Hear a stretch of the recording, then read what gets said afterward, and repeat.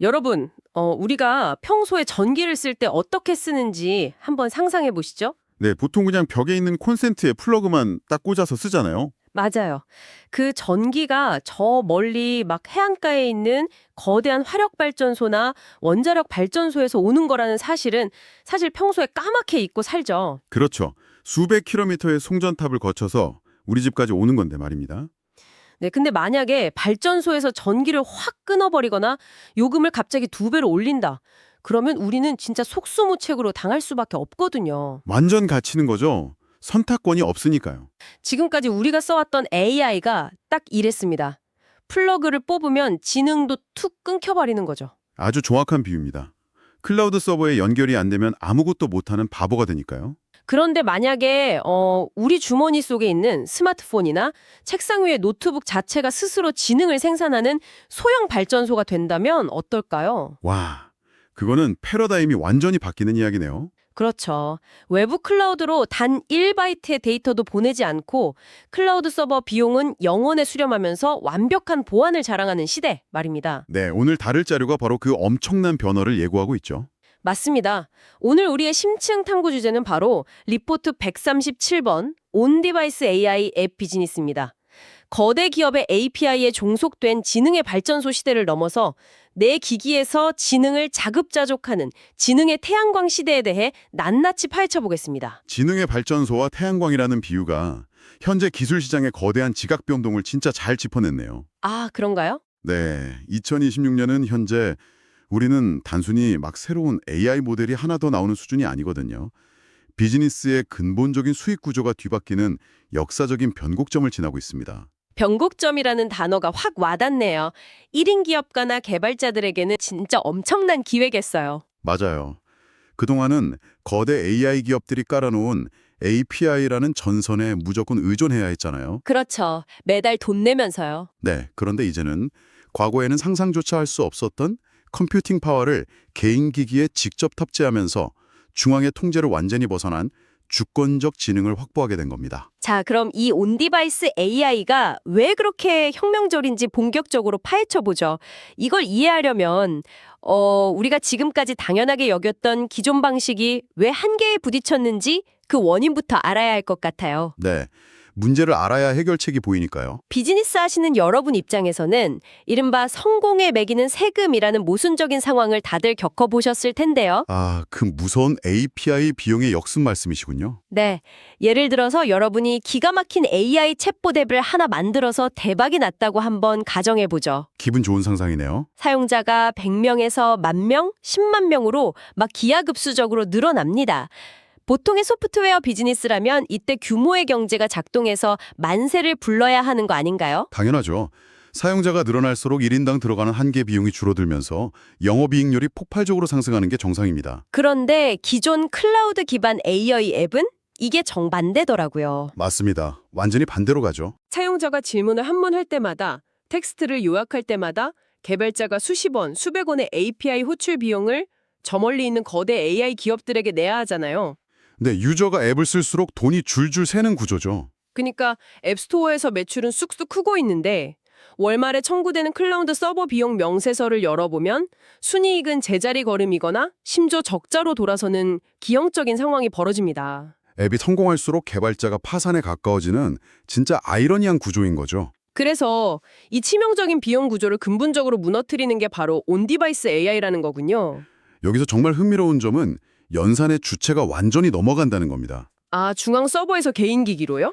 네, 기기 내에서 AI를 구동한다는 건 개발자의 서버를 쓰는 게 아니라 앱을 다운로드한 사용자 본인의 스마트폰이나 노트북 자원을 빌려 쓴다는 뜻이거든요. 잠깐만요. 그러면 사용자가 1명이든 10만 명이든 하루에 100번을 질문하든 10,000번을 질문하든 개발자가 추가로 낼 서버 비용이 정확히 0원이 된다는 건가요? 정확합니다. 영원입니다. 와, 진짜 대박이네요. 비즈니스를 운영하는 입장에서 서버 유지비가 0원에 수렴한다는 건 영업이익률의 해방을 의미하거든요. 이건 무한한 확장이 가능한 비즈니스 모델이 탄생했다는 뜻입니다. 비용 0원이라는 것도 엄청난데 제가 보기엔 더 강력한 무기가 하나 더 있습니다. 바로 프라이버시 자산화인데요. 아, 보안 문제요? 진짜 중요하죠. 사실 그동안 기업이나 개인이 AI를 쓰고 싶어도 못 쓰는 가장 큰 이유가 불안감 때문이었잖아요. 내 데이터가 털릴까 봐 무서운 거죠. 네, 내가 쓴 은디언스 일기장이나 우리 회사의 핵심 기밀이 담긴 문서가 저 멀리 빅테크 기업 서버로 전송돼서 걔네 AI 학습 데이터로 쓰일지도 모른다는 그 공포 말입니다. 그 불안감이 AI 도입을 막는 가장 거대한 장벽이었죠. 그런데 온디바이스 AI는 애초에 인터넷 연결을 아예 끊어버려도 완벽하게 작동한다면서요. 맞습니다. 데이터가 단 1바이트도 기기 밖으로 나가지 않아요. 그래서 보안 면에서 100% 무결성을 자랑합니다. 1바이트도 안 나간다고요? 네, 예를 하나 들어볼까요? 통신망이 완전히 끊긴 재난 현장이나 오지에서 응급 환자를 돌보는 구내관을 상상해 보세요. 인터넷이 아예 안 터지는 상황이네요. 그렇죠.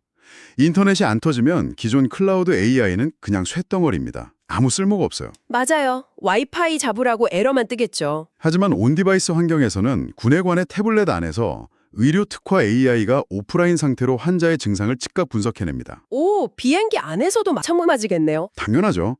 비행기 타고 이동하는 변호사가 기내 모드 상태에서 수천 페이지짜리 기밀 문서를 AI한테 요약하라고 시킬 수도 있는 겁니다.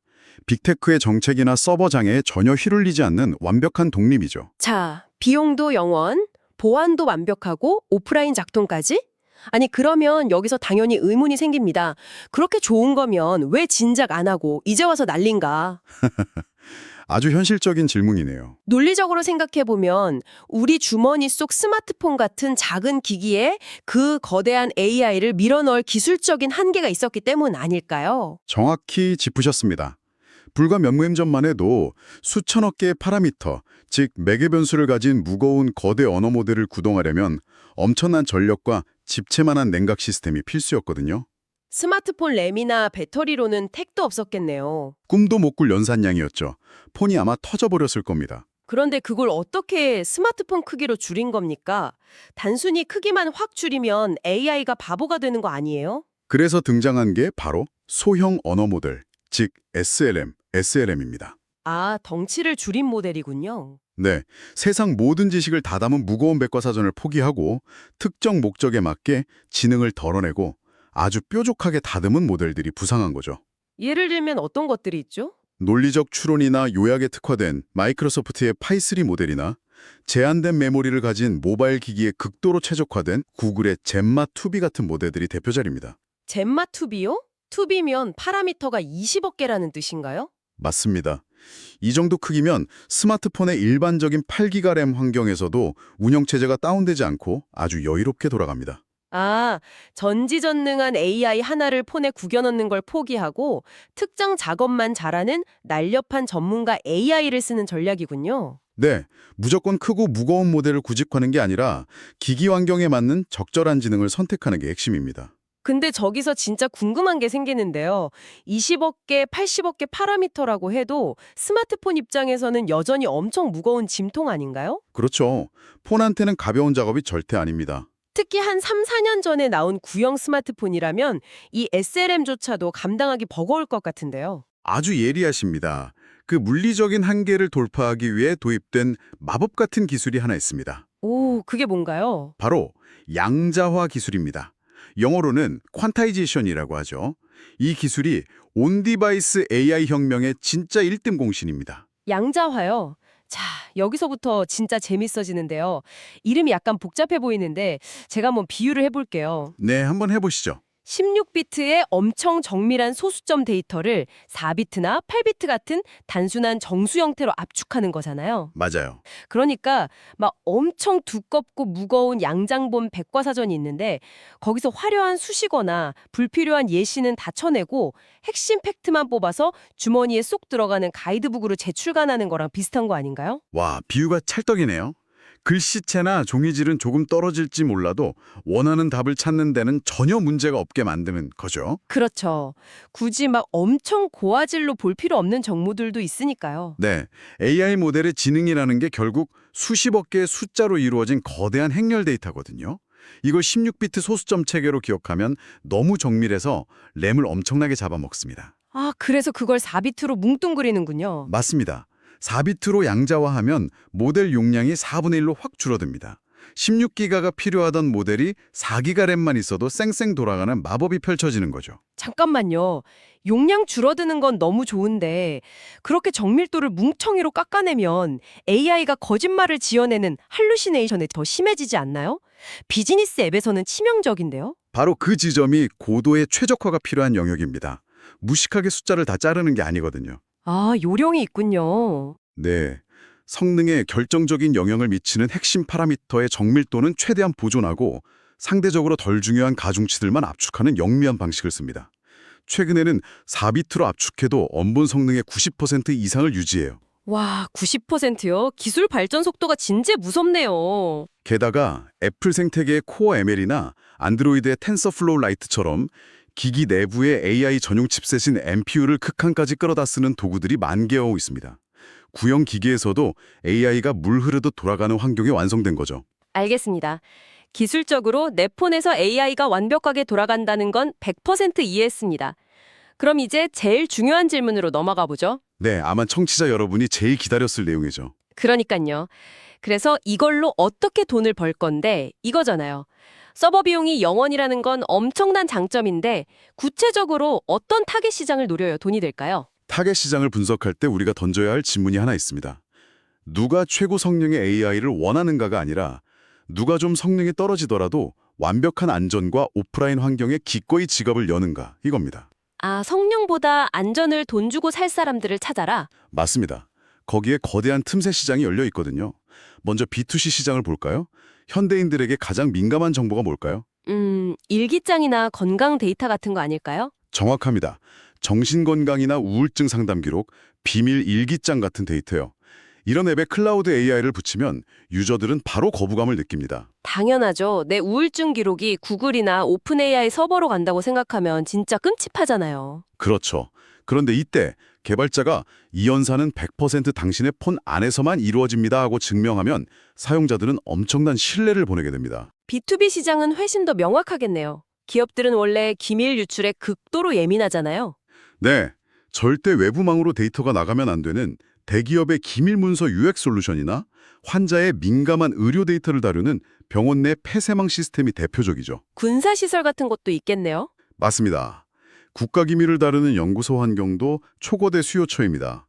이런 곳은 AI가 조금 덜 똑똑해도 좋으니까 데이터가 밖으로 안 나가는 것 자체가 최우선 가치거든요. 시장성은 확실하네요. 근데 여기서 비즈니스 모델에 대해 제가 태클을 하나 걸고 싶습니다. 오, 어떤 부분이죠? 아까 계속 서버 비용이 0원이니까 넷플릭스처럼 매달 구독료 받는 거 말고 한 번 결제, 평생 소장. 그러니까 연구 라이센스 방식으로 앱을 팔 수 있다고 하셨잖아요. 네, 서버비가 안 드니까 가능한 전략이죠. 소비자 입장에서는 한 번 돈 내고 평생 쓰니까 환호하겠지만 개발자나 1인 기업가 입장에서는 장기적인 수익이 좀 걱정되는데요.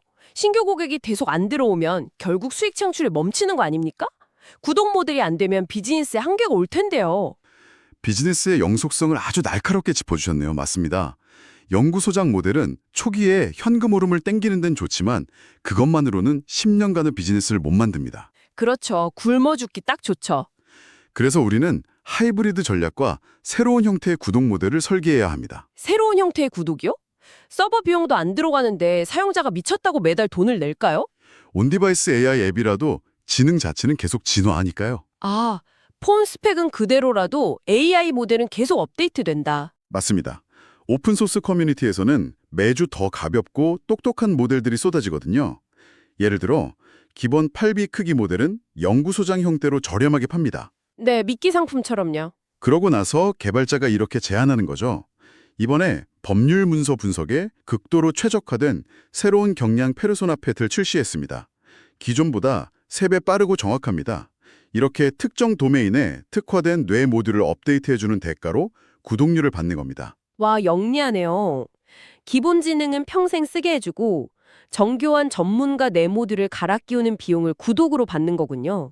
여기서 한 발 더 나가면 진정한 의미의 하이브리드 지능 모델이 됩니다. 그건 어떤 건가요? 일상적인 대화나 간단한 요약은 기기 내부의 NPU로 영원에 즉각 처리합니다. 그런데 사용자가 엄청나게 복잡한 추론을 요구할 때가 있잖아요. 그럴 때는 폰 성능으로는 한계가 오겠죠. 바로 그럴 때만 알림을 띄우고 클라우드 API를 호출하는 고가형 프리미엄 요금제를 두는 겁니다. 아하, 평소에는 돈을 한 푼도 안 쓰다가 진짜 무거운 작업에만 클라우드 비용을 태우는 거네요. 효율의 끝판왕입니다. 네, 여기에 당신의 데이터는 당신 기기에만 쌓이면서 초개인화된 AI로 진화합니다. 라는 마케팅 메시지까지 더해주면 강력한 락인 효과가 생기죠. 유저 입장에서는 내 폰에 쌓인 그 나만의 맥락이 아까워서라도 다른 앱으로 못 넘어가겠네요. 진짜 완벽합니다. 근데 모든 완벽해 보이는 모델에도 숨겨진 함정이 있기 마련입니다. 아, 드디어 자료에 나오는 너구리의 경고 섹션이군요. 네, 청취자 여러분이 당장 뛰어들기 전에 반드시 짚어야 할 리스크가 있습니다. 솔직히 저도 아까부터 엄청 찝찝했던 게 하나 있어요. 무턱대고 이 거대한 모델을 스마트폰에 우겨 넣었다가 유저가 앱 켰는데 폰이 막 용광로트로 뜨거워지거나 배터리가 광속으로 닳아버리면 어떡합니까? 하하, 바로 삭제당하겠죠. 앱스토어 별점 1.0 받고 끝나는 거 아니에요. 현실적으로 제일 많이 겪게 될 하드웨어 파편화 문제입니다. 최신 폰은 쌩쌩하겠지만 3, 4년 전 보급형 폰에서는 메모리 부족으로 앱이 튕기고 발열이 엄청날 거거든요. 그럼 구형폰 유저는 아예 다운로드 못하게 막아야 되나요? 아니요. 기기 사양을 체크해서 가변적으로 모델을 적용하는 시스템을 짜야 합니다. 가변적으로요? 네, 앱 펼 때 기기 램이랑 MPU 성능을 싹 스캔해서 최신 폰이면 무거운 8B 모델을 띄우고 구형이면 알아서 가벼운 2B 모델을 돌리는 식이죠. 오, 되게 스마트하네요. 근데 모델 파일 자체 용량도 몇 기가씩 하잖아요. 맞아요. 그걸 모바일 데이터로 무작정 받게 하면 요금 폭탄 맞고 다 지워버릴 겁니다. 그러니까요. 그런 건 어떻게 해결하죠? 첫 다운로드 때는 가벼운 앱 껍데기만 받고요.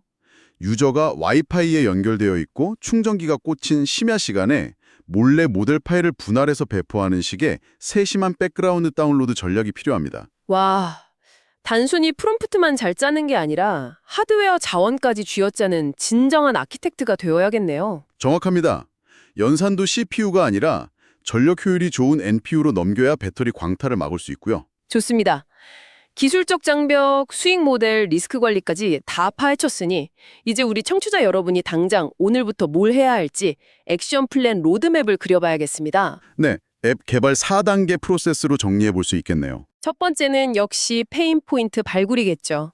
유출되면 절대 안 된다고 사람들이 벌벌 떠는 그 도메인을 찾는 거요. 맞습니다. 두 번째는 모델 튜닝입니다.